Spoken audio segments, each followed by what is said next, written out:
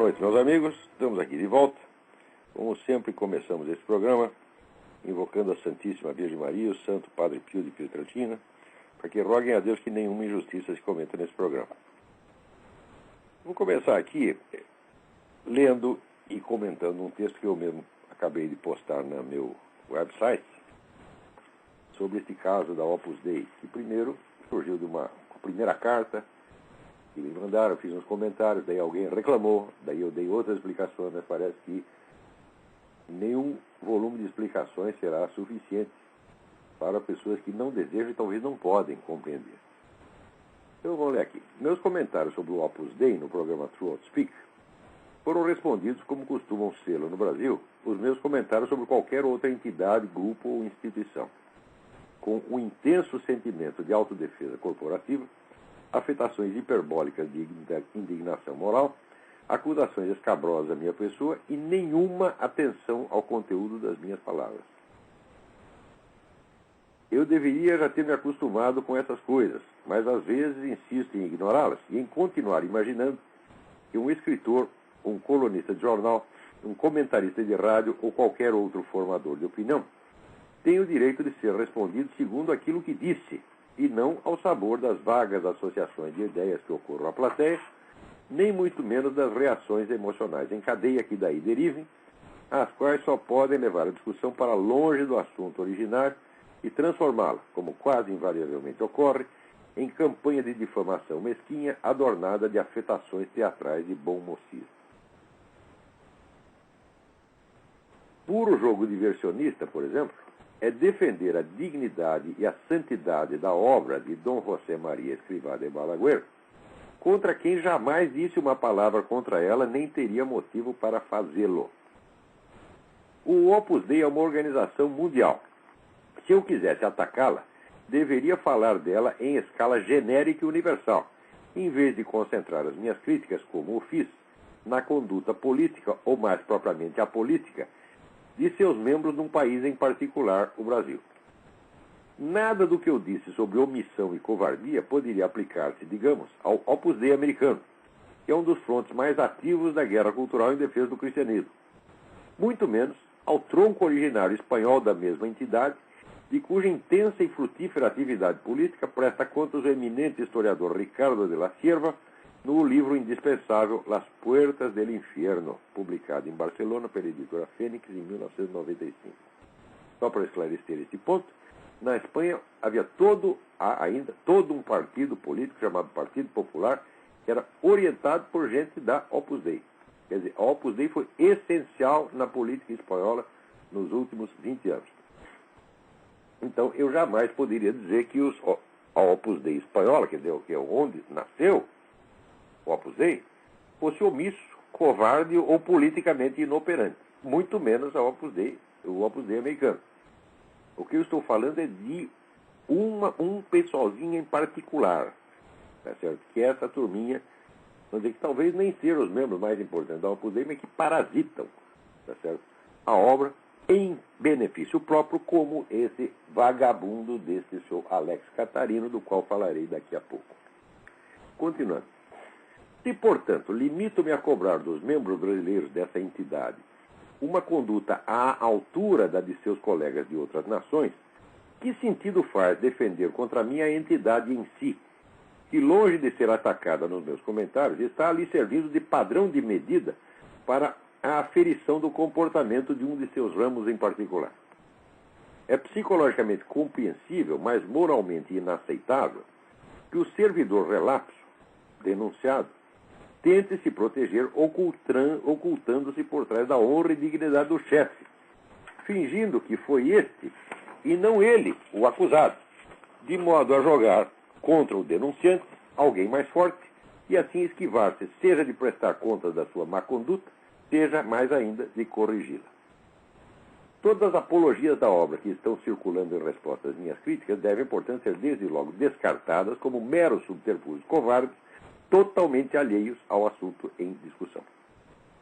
O que eu disse, em substância, foi que, no Brasil, os membros do Opus Dei, entre os quais muitos políticos, empresários, magistrados, gente, em suma, de algum poder e influência, se se omitem de juntar suas forças àqueles combatentes isolados e desprovidos de recursos que hoje enfrentam em luta monstruosamente desigual as forças bilionárias do establishment esquerdista e sofrem por isso toda sorte de boicote de difamações, marginalização profissional e ameaças de morte.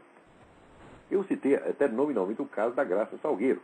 Quer dizer, como é que uma entidade importante, como é que pessoas que têm poder e influência deixam uma Graça Salgueiro nesse total isolamento? Uma mulher que vive do dinheiro da sua aposentadoria da Prefeitura do Recife, tá certo? E que está prestando o mais relevante serviço à mídia nacional e à cultura nacional, na medida em que ela é a única, presta atenção, a única fonte de informações digna e confiável sobre tudo o que está se passando na América Hispânica em torno de nós.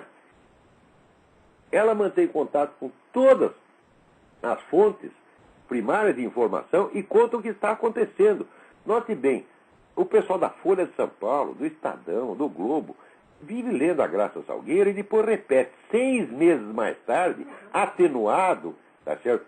E castrado, o material que ela colocou no seu humilde blog. E não aparece uma pessoa para dar um reforço. Não se vê uma menção elogiosa à Graça Salgueiro. Quer dizer, comparado com essa mulher, vocês são todos boiolas mesmo. Eu disse, e note bem, jamais pedirei perdão por dizer a verdade. Se compara tudo o que vocês, seus vagabundos, fizeram ao longo desses anos, não vale um mês de trabalho desta senhora isolada, pobre, sem recursos, tá certo? Que é uma verdadeira batalhadora. Não tá fazendo, o que ela está fazendo ali não é propaganda política, ela não tem partido, não tem organização, não tem. Ela está simplesmente assegurando aos brasileiros o acesso a informações fundamentais, sem as quais eles não podem compreender o que está acontecendo no seu próprio país e muito menos em torno. O que ela está fazendo é uma missão absolutamente salvadora. Tá certo? E eu tenho certeza, mas certeza absoluta, que no juízo final vocês vão ter que baixar a cabeça perante a Graça Salgueiro e pedir desculpa para ela, pô. O que vocês estão fazendo é uma covardia. Vocês são homens, ela é mulher, meu Deus do céu. Vocês são ricos, ela é pobre. Vocês são poderosos, ela é inerme. E ela está lutando e vocês a deixam absolutamente sozinha. Não fazem nada para socorrer. Veja esse caso do Júlio Severo. O Júlio Severo não é católico, é um evangélico. Mas, dentro do contexto maior da religião cristã, participa até certo ponto da mesma fé nossa e nós temos obrigação de socorrer.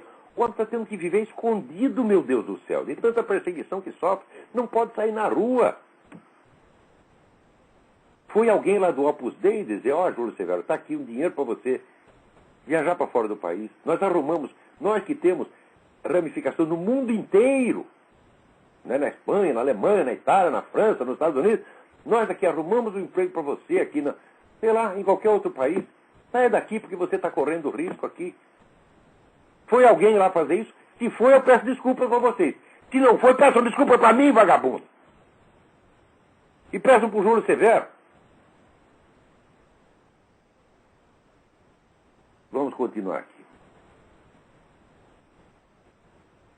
Isso é um fato empiricamente comprovável. Não podendo negá-lo, não tendo um currículo de serviços prestados à causa da liberdade para tapar a minha boca com ele, os acusados apelam então à desconversa e às gesticulações histriônicas de dignidade ofendida, e só podem servir de provas suplementares em favor de minhas declarações. Pois olha, eu estou dizendo, vocês se omitiram no caso da Graça Salgueiro, vocês se omitiram no caso do Júlio Severo, vocês se omitiram no caso do José Carlos Graça Wagner, que eu vou mencionar daqui a pouco, que foi o sujeito que era um membro do Opus Dei, e dedicou anos da vida dele a investigar e documentar as atividades do Foro de São Paulo. E quando o sujeito se tornou doente, incapacitado para trabalhar, e depois morreu, o que alguém do Opus Dei fez para recolher aquela imensa documentação que ele reuniu, tá certo? E esclareceu o povo brasileiro contra o crime que estava sendo praticado contra ele. Algum de vocês fez alguma coisa? Não, seus vagabundos. Vocês deixaram o homem sozinho e deixaram toda a documentação que ele reuniu apodrecendo em caixote. Vocês ajudaram a ocultar o Foro de São Paulo. Vocês são culpados disso. E vocês devem desculpas ao país inteiro por isso.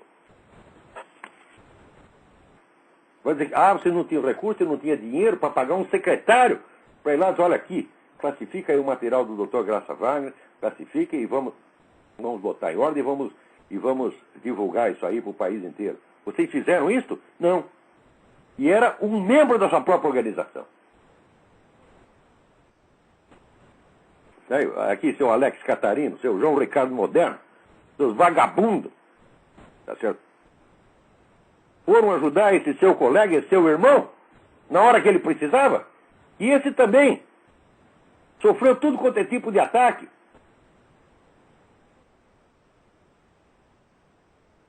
Tá certo? E todo o trabalho da vida dele foi jogado fora por vocês. Se não fosse eu para recolher aquilo, ninguém já... Eu recolhi e publiquei o que podia. As atas completas, quase completas do Foro de São Paulo, que eu publiquei no Mídia Sem Máscara. Se não fosse isso, ninguém jamais teria ficado sabendo de Foro de São Paulo. E todo o trabalho do José Carlos Graça Wagner teria sido jogado no lixo. Graças a vocês, seus vagabundos. Vamos lá. Dentre as inúmeras mensagens que recebi, uma só tentou levantar contra meus argumentos um fato. Um único fato isolado que parecia contraditá-los. Abre aspas.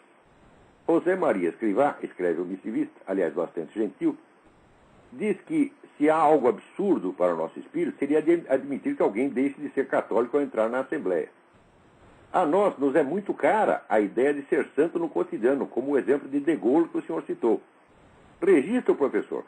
E um dos que revelaram o Foro de São Paulo foi o Dr. Graça Wagner, que por sua vez foi barbaramente perseguido. Ele era particularmente grato e amigo da obra. Fecha aspas. Essa alegação é verdadeira, mas o primeiro a apresentá-lo fui eu mesmo, no número de junho de 2006 da revista Digesto Econômico, edição especial sobre o Foro de São Paulo. Abre aspas. O pioneiro inconteste na investigação do fenômeno Foro de São Paulo foi o advogado paulista José Carlos Graça Wagner, homem de inteligência privilegiada que muito me honrou com a sua amizade. Ele já falava do assunto com aguda compreensão da sua importância histórica e estratégica por volta de 1995, quando o conheci. Em 1999, a documentação que ele vinha coletando sobre a origem e as ações da entidade lotava um cômodo inteiro de sua casa. E uma prova da criteriosidade intelectual do pesquisador foi que só a partir de então ele se sentiu em condições de começar a escrever um livro a respeito. Na ocasião, ele me chamou para ajudá-lo no empreendimento, mas eu estava de partida para a Romênia e com muita tristeza declinei do convite. Maior ainda foi a tristeza que experimentei anos depois, quando, ao retomar o contato com o Dr. Wagner, soube que o projeto tinha sido interrompido por uma onda súbita e irrefreável de reveses financeiros e batalhas judiciais que terminaram por arruinar a saúde do meu amigo e de sua esposa, ambos já idosos. Não sai da minha cabeça a suspeita de que a perigosa investigação em que ele se metera teve algo a ver com a repentina liquidação de uma carreira profissional até então marcada pelo insucesso e pela prosperidade. Pelo sucesso e pela prosperidade. Fecha aspas. Longe de contradizer ou atenuar as minhas críticas, o total descaso dos membros do Opus Dei brasileiro pelas pesquisas iniciadas por esse grande batalhador é a prova mais contundente daquilo que eu disse. Se reunida e publicada, a documentação coligida pelo Dr. Graça Wagner teria bastado para bloquear a ascensão triunfante do esquerdismo no Brasil. Se os membros do Opus Dei no Brasil tivessem um pingo de senso do dever, jamais teriam deixado que esse material explosivo continuasse abandonado por anos a fio em caixotes empoeirados, enquanto os próceres do esquerdismo, protegidos da revelação de seus vínculos com o terrorismo e o narcotráfico, iam brilhando em público como exemplos de moralidade impoluta. Fiz tudo o que estava ao meu alcance para divulgar em jornais e revistas alguns dos fatos descobertos pelo Dr. Graça Wagner, só deixando de citá-lo nominalmente desde o início a pedido dele mesmo, mas passando a fazê-lo tão logo a morte desse meu querido amigo me livrou do compromisso de silêncio. O que não consegui foi que alguma entidade ou pessoa de recursos se responsabilizasse pela guarda e aproveitamento daquele material, constituindo uma equipe de pesquisadores para que o arquivasse, classificasse e publicasse. É a esse fato que o Sr. Alex Catarino de Souza, um tipinho ridículo, ao qual darei mais adiante o tratamento que merece, alude com malícia pueril ao dizer que, aspas, a tentativa de aproximação do Sr. Olavo de Carvalho com alguns membros do Opus Dei tinha como principal objetivo não a sua conversão ao catolicismo, mas principalmente o interesse de obter recursos financeiros. Fecha aspas. Não ver porque eu deveria precisar de auxílio do Opus Dei para me converter a uma igreja que já era a minha. Mesmo, mas, sem dinheiro de certo, era impossível dar prosseguimento ao trabalho iniciado pelo Dr. Graça Wagner. Tudo o que eu podia fazer com os meios de que dispunha foi exatamente o que fiz: estudar aquela massa de papéis e divulgar alguns dos fatos essenciais que eles documentavam. Fiz isso não só nos meus artigos de imprensa, mas também publicando no jornal eletrônico Mídia Sem Máscara as atas quase completas das assembleias e grupos de trabalho do Foro de São Paulo. O que fui pedir às criaturas aludidas pelo seu Catarino, e note bem, eu não as procurei enquanto membros do Opus Dei, eu os procurei enquanto figuras de projeção na sociedade. É certo? A maior parte deles eu nem sabia que eram membros do Opus Dei, fiquei sabendo depois. O que fui pedir às criaturas não foi dinheiro, foi que honrassem a memória do pioneiro investigador, impedindo que seu trabalho, essencial para o futuro político de um continente inteiro, fosse abandonado e esquecido.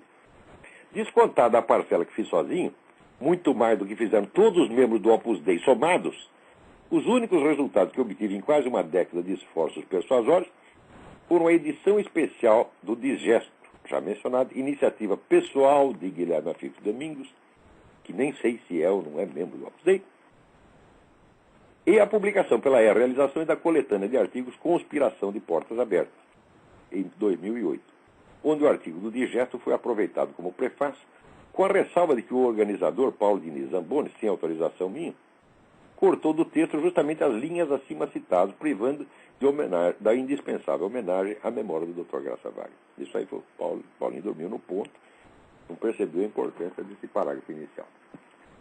Também não posso dizer que o Dr. Wagner foi a única exceção no quadro da omissão geral do Opus Dei. Quando o Mídia Sem Máscara estava ainda engatinhando, foi outro membro daquela entidade, o qual conta entre meus melhores amigos, e cujo nome não cito porque ele não me autorizou a isso, quem veio em nosso socorro durante algum tempo. Note bem, e não veio enquanto membro do Opus Dei, veio enquanto meu amigo pessoal, que já era meu amigo muito tempo antes disso. Ninguém falou de Opus Dei coisíssima nenhuma. Certo? Oferecendo uma sala do seu escritório para a sede da redação e ainda fazendo alguma contribuição em dinheiro, modesta, porém salvadora naquele momento, da qual não embolsei o único tostão, deixando para os editores executivos, sem jamais sequer pedir que me prestassem contas. Como, aliás, também fiz com as demais ajudas recebidas pelo jornal, seja do IRI, Independent Republican Institute, seja da Realizações, seja de outras fontes das quais não fui nem mesmo informado. Ajudas sempre modestas e muito abaixo das necessidades da publicação. Toda a minha relação com Mídia Sem Máscara consistiu em alimentá-lo com dinheiro do meu próprio bolso enquanto necessário e em nada receber mais tarde que proviesse do bolso alheio. Ainda com relação a esse tópico, dinheiro, uma só vez, em 20 de junho de 2006, uma única vez e nada mais, coloquei no meu website um pedido de ajuda, acompanhado de links para contribuições pelo PayPal, exatamente como aqueles que se encontram em praticamente todos os sites ativistas do mundo. E depois nunca mais voltei a tocar no assunto. Mesmo no programa Throat Speak, ao longo de suas mais de 100 emissões semanais, jamais pedi um tostão a quem quer que fosse. Vocês, ouvintes deste programa, são testemunhas. Pedi dinheiro a vocês algum dia? Disse contribuam para o programa? Não, eu estou fazendo esse programa que não é um trabalho maluco, que aqui a gente tem que ler quase 200 e-mails toda semana para separar uns 20 e responder uns 10. Né? Não estou ganhando um tostão com isso. As pessoas que trabalham aqui comigo me ajudam também, ninguém está recebendo nada. E pedir dinheiro algum dia? Não.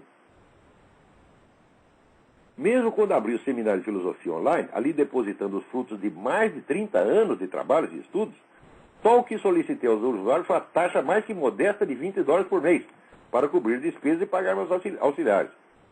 Pois bem, aquele apelo de 2006, excepcional e isolado, além de plenamente justificado pelas circunstâncias que ele mesmo descreve, bastou para que o senhor Catarino, por ironia, um fundraiser profissional, angariador de fundos profissional, me acusasse de fazer, aspas, constantes campanhas para arrecadar fundos em benefício próprio, achando que pelo simples fato de ele existir deve ser pago por todos. Ou seja, o sujeito diz que eu estou o tempo todo fazendo campanhas para angariar dinheiro em troca de nada. Ou seja, eu não estou dando nada, não estou dando 30 anos de trabalho, gravações, apostilas, aulas, presença pessoal, tá certo? Assistência pessoal que dou a centenas de alunos, seja por telefone, seja por e-mail, seja aqui pessoalmente, quando eles vêm, se hospedam na minha casa, nunca deram um tostão. Nem pedi, nem aceitaria, porque são meus hóspedes. Ou seja, eu pedi uma vez uma contribuição em troca de tudo isso, e este vagabundo, este canalha, este filho de uma puta, este viadinho chamado Alex Catarino de Souza, vem dizer que eu faço constantes campanhas para angariar dinheiro em troca de nada. E ainda diz que é cristão, e nas linhas seguintes diz, olha aqui, sem a oração perdemos a noção da caridade e não somos capazes de combater as falsas ideias, mas apenas atacar pessoas. Quer dizer que o senhor, não entendeu, o senhor Catarino, o voracíssimo Olavo de Carvalho, que só pensa em dinheiro, quer dinheiro, pede dinheiro para todo mundo em troca de nada, é uma ideia e não uma pessoa. Quer dizer, este santarrão de merda é aceito por gente do Opus-Dei, por gente da igreja, como sendo um representante digno e como sendo até um educador, quando é um analfabeto. Nós vamos ver a carta dele daqui a pouco, diz que a missão dele é espalhar cultura. Ele deve ser tão generoso, tão cristão, que ele quer espalhar, dar cultura para todo mundo, menos para ele mesmo. O filho da puta não aprende a escrever e quer posar de grande educador, de reformador da cultura e da educação brasileira. Isso é uma vergonha, isso ainda é pior do que o Gilberto Gil. O Gilberto Gil tem mais cultura do que ele, meu Deus do céu. Agora, ele é o fundraiser, ele é o sujeito que angaria dinheiro para esse negócio chamado CIEP. Daqui a pouco comentarei essa entidade.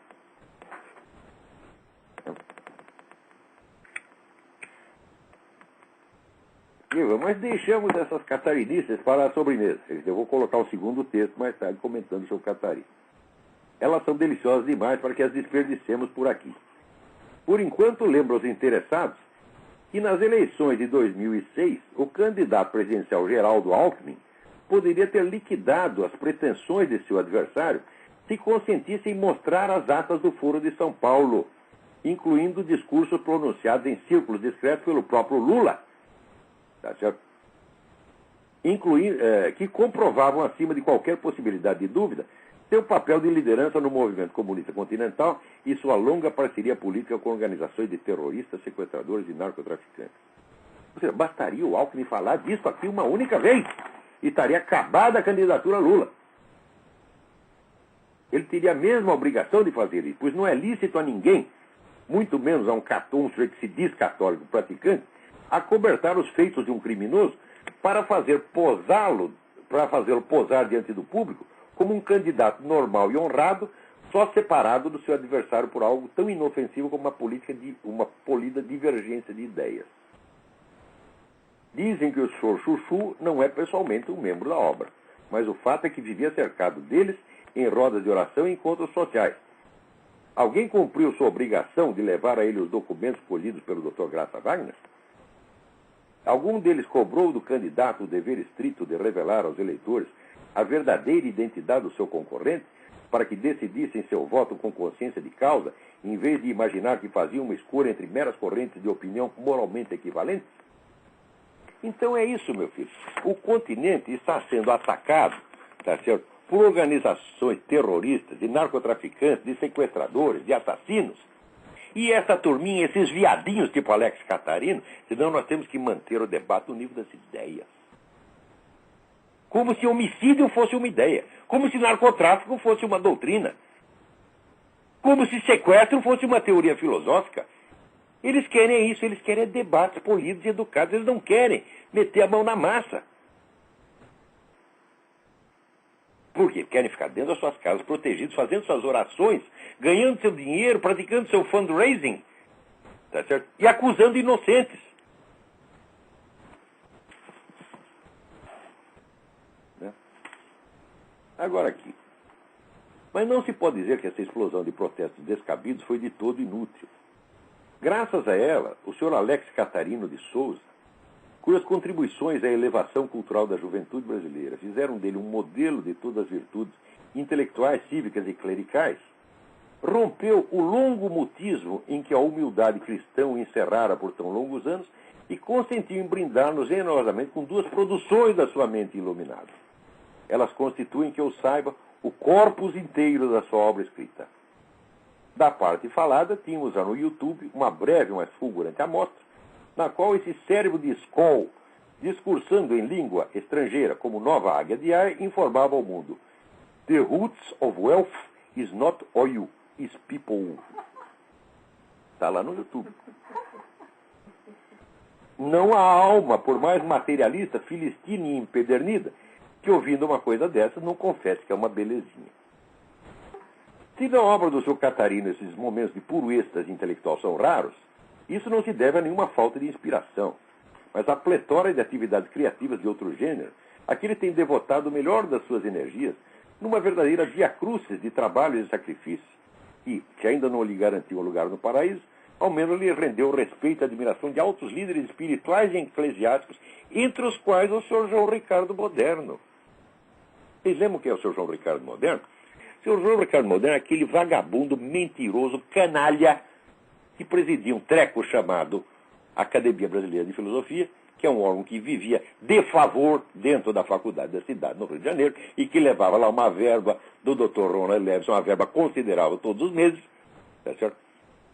E que publicou, em associação com a faculdade, a primeira edição do meu livro, O Imbecil Coletivo. Como o livro pegou mal nas esferas universitárias, lógico, descia o cacete todo mundo, desmascarava aqueles caras, mostrava que eram tudo um bando de charlatão, esse senhor Moderno agiu da maneira realmente moderna, né? Colocou uma carta no Jornal do Brasil dizendo: não, a Academia Brasileira de Filosofia não tem nada a ver com isso, nosso nome foi usado indevidamente, nós não sabíamos desse livro. Daí eu não tive remédio, minha gente, senão publicar no próprio Jornal do Brasil. Né? Fui lá, falei com o diretor da faculdade: doutor, precisamos responder esse cara, então tem que botar um anúncio aí respondendo esse negócio. E ele pagou o anúncio e eu botei lá a documentação que eu tinha. Primeiro, que a foto do vagabundo no lançamento do livro batendo palminha. Quer dizer, se ele não sabe do livro, o que ele está fazendo no lançamento batendo palminha? Viadinho. Né? Segundo, a nota fiscal de impressão do livro em nome da Academia Brasileira de Filosofia. E terceiro, o depoimento do encarregado da parte gráfica, lá do serviço gráfico lá da faculdade, o Luiz Soares, que disse: não, de fato, foi o seu Moderno que fez isso, a academia que pediu. É claro que desde esse dia esse cara me odeia. Porque esse cara, assim, era rato de sacristia. Vivia lá lambendo o saco de padre. E enganou até o venerável monge, que era o Dom Odilão Moura. Quando eu protestei, ele falou: não, você está enganado. O João Ricardo Moderno é uma alma cristã. Alma cristã é uma conversa, porra. Isso é um mentiroso, um vagabundo difamador barato, como esse senhor Alex Catarino. Continuemos aqui. Vejamos quem é agora o senhor Alex Catarino. Caso esse país de ingratos desmemoriados já não se recorde, foi o senhor Catarino que no ano de 2003, em troca de dinheiro do governo petista, transformou o Fórum da Liberdade, o único círculo de debate verdadeiramente democrático do país, num espetáculo cultural ao gosto da moda, com batucadas e filmes esquerdistas, ocupando metade do tempo que em outras rodadas do mesmo certame foi desperdiçado com palestras de José Oswaldo de Meira Pena, Eduardo Janeta Fonseca e outros intelectos menores, entre os quais esse que lhes fala. O sujeito quase matou o Fórum da Liberdade para pegar dinheiro da Lei Rouanet. Vendeu o Fórum da Liberdade para a esquerda, porra. E é este o vagabundo que fica aí posando de moralista. Né? Agora, depois dessa realização memorável, o referido trasladou-se aos Estados Unidos para um curso na Atlas Foundation, durante o qual, abandonando temporariamente os afazeres deste baixo mundo, pôde finalmente aprimorar o seu domínio da ciência que mais o estimula intelectualmente, o fundraising. Fundraising quer dizer angariar fundos. Ele é um angariador de fundos profissional. E vai dizer que eu faço campanhas constantemente para... Eu que publiquei uma vez um pedido, eu faço constantes campanhas de arrecadação de fundos. Ó, a arrecadação de fundos é o trabalho dele. É de que ele vive. Ele angaria fundos em troca de quê? De angariar fundos. Para não dizer que ele não oferece nada, ele nos brindou aqui com duas produções, né, da sua mente.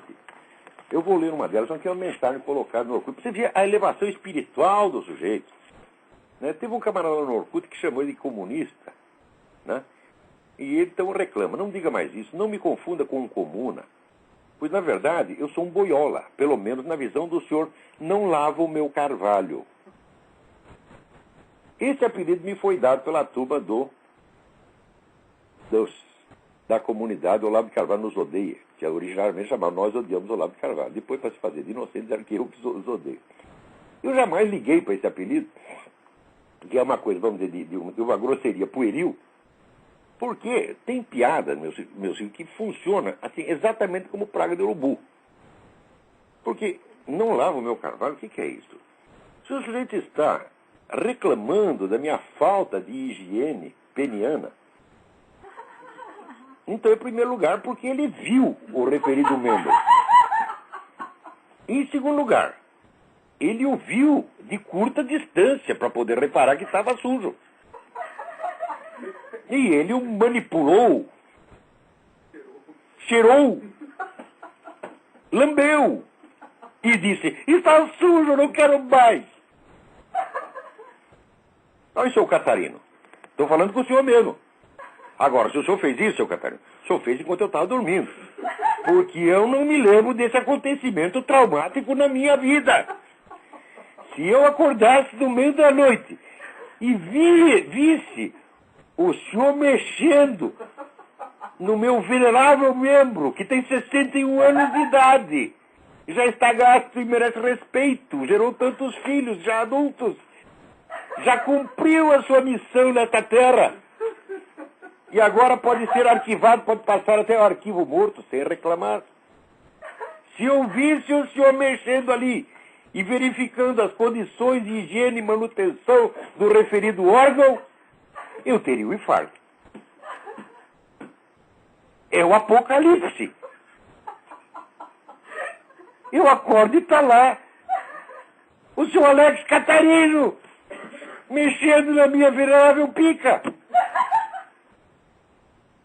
Isto, se não tiver ele e os 4 mil que usam esse apelido, eu nunca reclamei, porque sabe como é? Sempre que eu ouço alguém me chamar disso aí, que é uma coisa assim, sabe, aquela grosseria, insulto de criança mesmo, né? Eu lembro de uma história, né, verídica, que aconteceu no Rio Grande do Sul.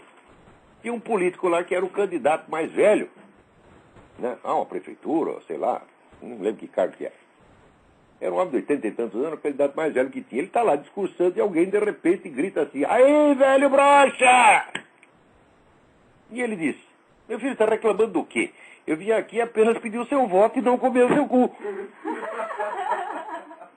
Então, sempre quando eu vejo esse negócio, não lavo meu carvalho, eu também pergunto, estão reclamando do quê? Eu não estou pedindo para você mexer, para você cheirar, para você lamber. Se eu não lavo, é problema meu filho. Agora, se vocês querem intensamente, então não há nada que eu possa fazer. Isso aqui, para vocês verem, o seu Alex Catarino é autor de 2 obras. Uma é essa mensagem colocada no Orkut, dessa elevação espiritual e intelectual fora do comum. Né?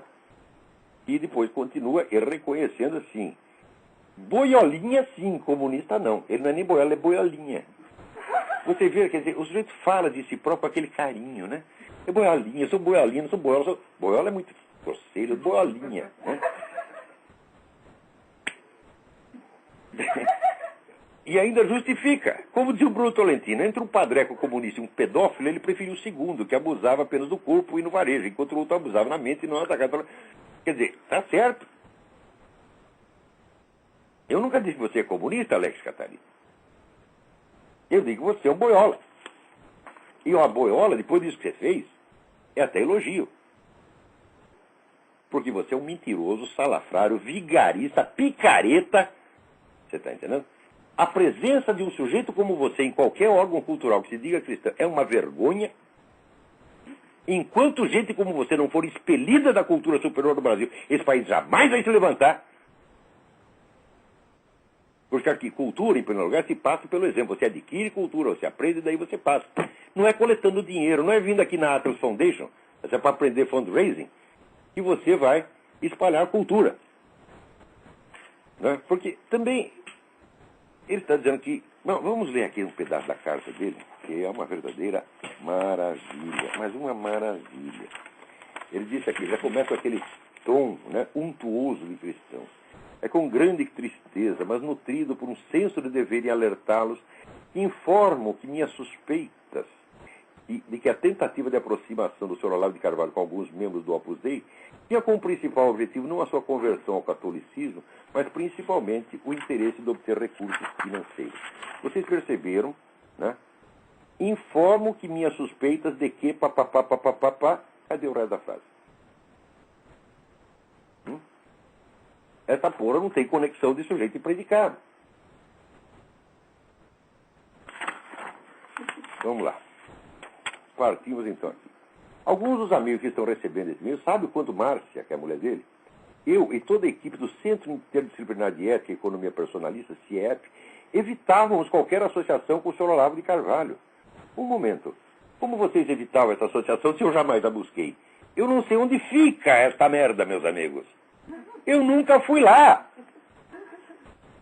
Eu falei, evitava a associação, então depois o Olavo de Carvalho está lá o tempo todo, batendo na porta, querendo entrar. Diz, não, põe esse cara para fora. Não quero mais. Eu não sei que merda é essa, meu filho. Como evitávamos a associação? Eu nunca fui na sua casa, nunca fui no seu. Quem foi na minha casa foi você. Inúmeras vezes. E quando lhe interessou. Eu sei que a partir da hora que eu escrevi essa denúncia sobre essa cachorrada que você fez no Foro de São Paulo, no Foro de São Paulo, na Fórum da Liberdade, quase matando, né? O maior encontro de conservadores e liberais e inovadores, você quase matou. Vendeu em troca de dinheiro. Né? Transformou num festival de esquerdismo em troca de dinheiro. Vai dizer que você não levou comissão, seu Alex? Tá brincando?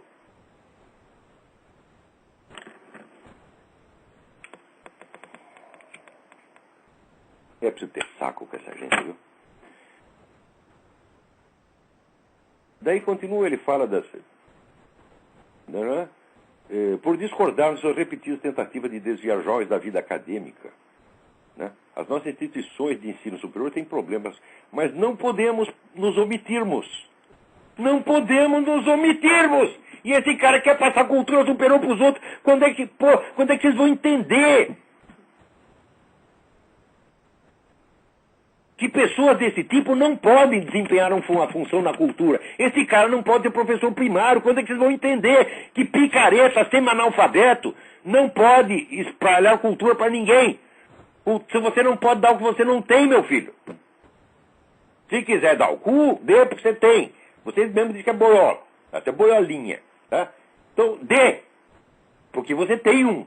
Espero que tenha. Às vezes suspeito que não tem. Eu cozinho, exatamente. Às vezes suspeito que não tem, porque a merda volta para a cabeça. Então é porque não tem para onde sair. Tá? Como é que vocês admitem um charlatão, um vagabundo desse, num órgão de cultura ainda ligado à igreja? Meu Deus do céu. E daí, fala essa coisa, tentativa de desviar jovens da vida acadêmica. Deve ser por querer desviar os jovens da vida acadêmica que eu orientei extraoficialmente tantas teses de mestrado, doutorado, muitas delas hoje publicadas, como aquela coisa, né, brilhante do Dalla Rosa, né, o direito como garantia, e umas outras teses que estão circulando por aí. Não vou citar uma por uma, mas, olha, no mínimo umas 40. Tá certo? No Google tem. Procura no Google. Vai ver. Deve ser também por isso que eu lecionei 5 anos na Universidade Católica do Paraná. Deve ser por isso que eu abri também, né, as fronteiras da vida acadêmica para o meu próprio filho, Luiz Gonzaga Carvalho Neto. É claro, eu estou tirando todo mundo da universidade. Quando digo afastar da universidade, meu filho, não é tirar o seu emprego, não. Se você precisa de um emprego universitário, você deve ficar lá. Agora, não tenha a ilusão de que você vai aprender alguma coisa lá. Porque se você estudar na Universidade Brasileira, você vai sair que nem Alex Catarino. Escrevendo, não podemos nos omitirmos. E começando uma frase que, de repente, né, eu me convenci de que, e não tenho de que ele me convenceu, não termina. O sujeito escreve assim e vem e quer dar lições de cultura superior. Daí, aqui, conheci Olavo em 1998, mas pouco mais de 3 meses de contato para mentira. Tu frequentou minha casa durante muito mais de um ano, você com a Márcia, pô. A Márcia colaborou, tá trabalhando com a gente junto no ensaio reunido do Alto Maria Carpo. Né? E no livro, na tradução do livro do Rosenstock, né? Que ela, sua mulher, tem 100 vezes mais cultura do que você. Né? E você não é capaz nem de aprender com ela. Ô, Marta, ensina esse rapaz a escrever, porra. Talvez ele ainda tenha jeito. Se você, né, botar um cabresto nele, talvez ele aprenda a escrever. Pois percebi que sua luta não era o que acredito ser a minha vocação. Ajudar na formação intelectual de jovens universitários e promover um apostolado na cultura. Mas como é que o sujeito está interessado na formação intelectual de jovens? Não forma intelectualmente a si próprio primeiro. Não aprende sequer o seu próprio idioma. Quando é que vocês vão entender que... todo sujeito está aí falando de divulgação cultural e não tem cultura e não adquire, é picareta. Está lá só por dinheiro e fama. É claro que é.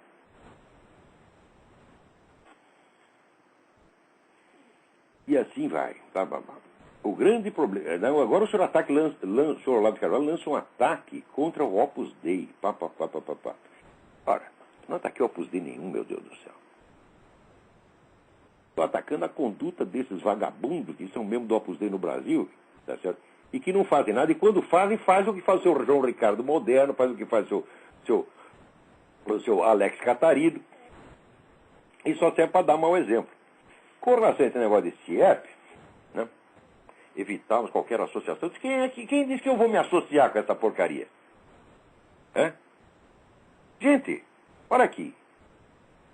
Vocês sabem você sabe o que você está falando? Eu sou o Olavo de Carvalho. Eu já tive mais de 10 mil alunos. Mais de 10 mil pessoas já passaram pelos meus cursos. E fizeram trabalho de apostolado e de conversão. Digo, meu Deus do céu, são milhares e milhares e milhares de pessoas que ou voltaram à igreja ou foram à igreja, para a igreja, estimulados por meus artigos, minhas aulas, etc, etc. Eu coloquei os caras na igreja, não estou fazendo eles seguirem a mim, eu estou mandando eles para a igreja. Eu tenho aqui um número ilimitado de cartas que contam isso. Quantos vocês converteram o CIEP? Eu respondo, ninguém. Vocês não converteram ninguém. Porque vocês são hipócritas. E você, seu Alex Catarino, né? Você não pode nem converter ninguém, tá certo? Porque você não tem a menor ideia, tá certo, do que é conversão. Conversão significa, em primeiro lugar, você reconhecer a realidade da sua alma e você aprender a apresentá-la a Deus com sinceridade, em vez de ficar posando e se fazendo de bom menino. Veja, na carta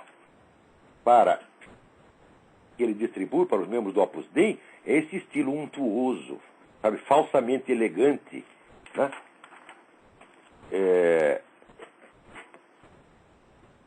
Mas no Orkut, onde ele não está à vista dos membros do Opus Dei, o estilo é esse, não lava o meu carvalho.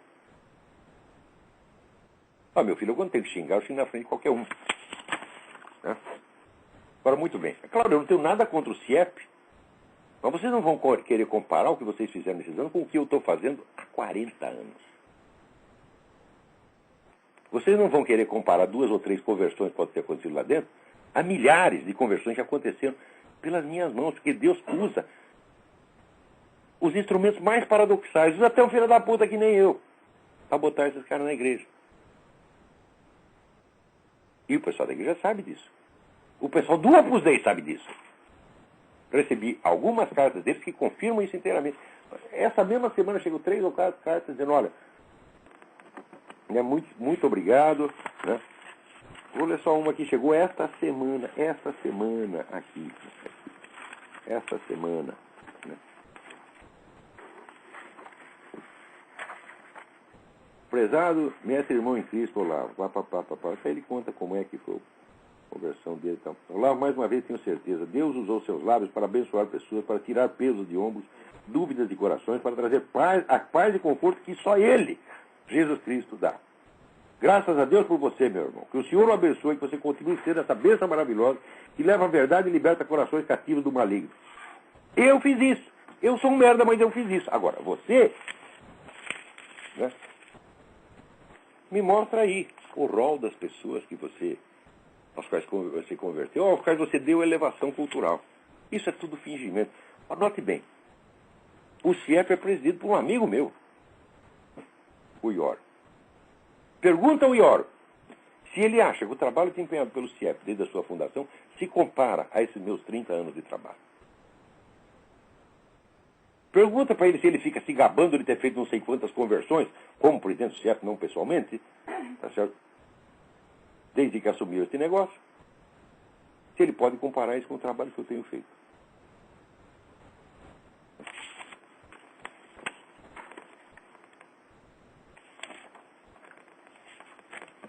Vamos continuar e vamos ver como é que é isso.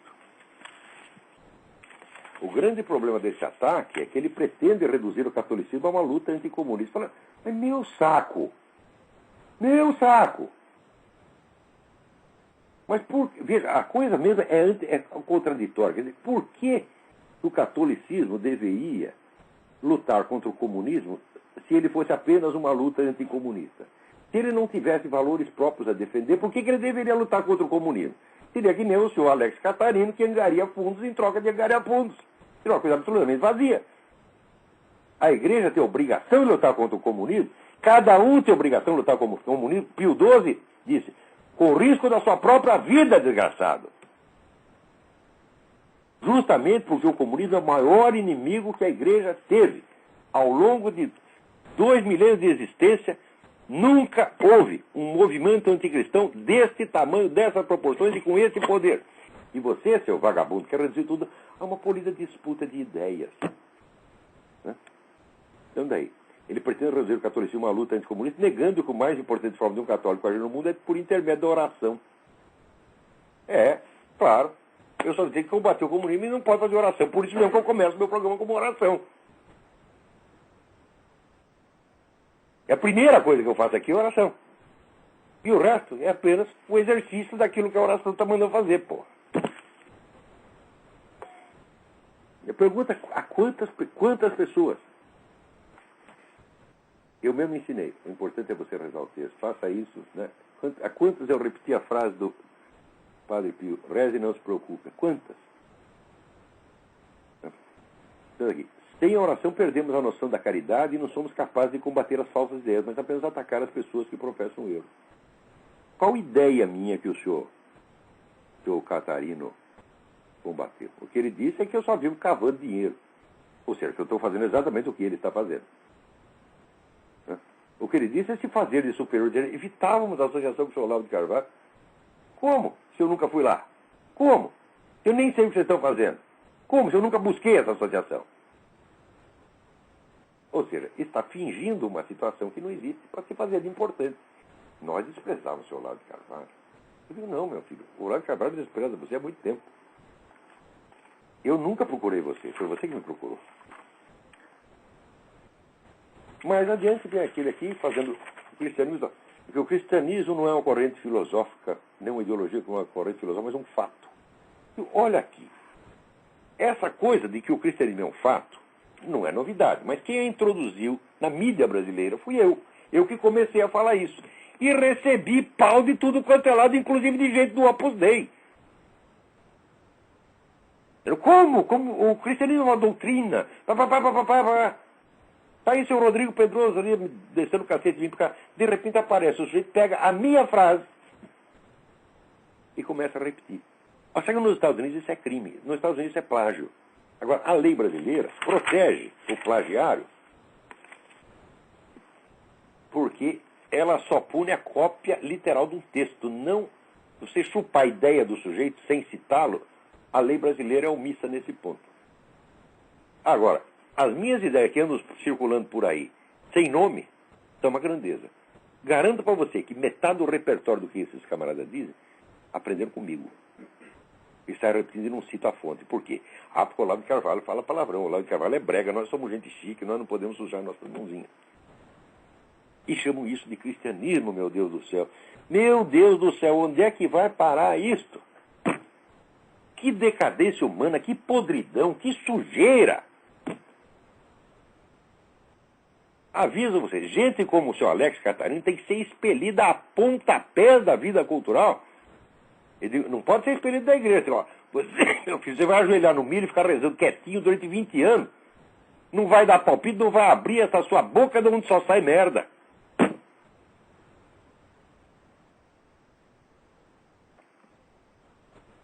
Houve também algumas cartas aqui, não propriamente em minha defesa, aqui, como diz um deles, o Ítalo Marcílio. Alex, não vou defender o Olavo, porque realmente não precisa disso, ainda mais contra um e-mail escrito por você. Né? Obrigado, Ítalo. Também agradeço aqui ao Rodrigo Simons. Né? Agora, o sujeito termina. Rezemos para que o senhor Olavo de Carvalho, pelo senhor Olavo de Carvalho, para que um dia, de fato, ele se converta. Meu filho, eu não tenho que me converter a nada. Eu já estou lá dentro. Eu estou lá dentro desde que nasci, e estou lá dentro de todo o coração, muito mais do que você. Agora, eu devo me converter à sua religião? Eu garanto, a sua religião não é minha. A minha religião não permite que eu me refira a um homem que aos 60 anos de idade, 59 anos de idade, pela primeira vez, publicou um pedidozinho de ajuda e dizer que esse homem vive em constantes campanhas para angariar fundo em benefício próprio. A minha religião não permite dizer isso.